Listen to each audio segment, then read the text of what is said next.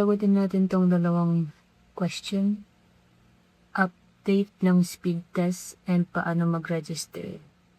So, mag-speed test tayo.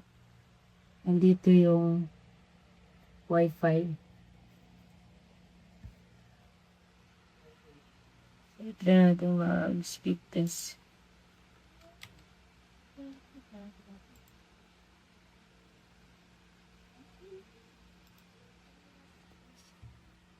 So, today is March 1. So, ayun po ang speed test niya. Try naman natin sa fast.com later.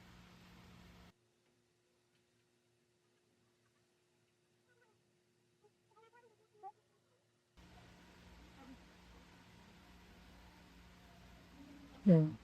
So, fast.com.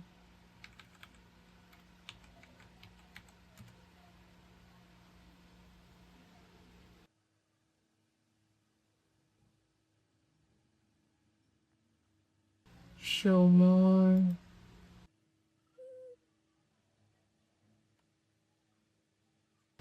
Ayan. As of like 6 months. So, update po sa speed test after 6 months. So, yun pa rin po yung speed test na. So, dito naman sa paano po mag-register sa smart app. Hindi po ako makaregister. Okay, so, ipapakita ko kung paano mag-register sa smart app. Ayan, so pag-open nyo ng smart app, ito lang. So, usually, yung ginagamit namin is Anli.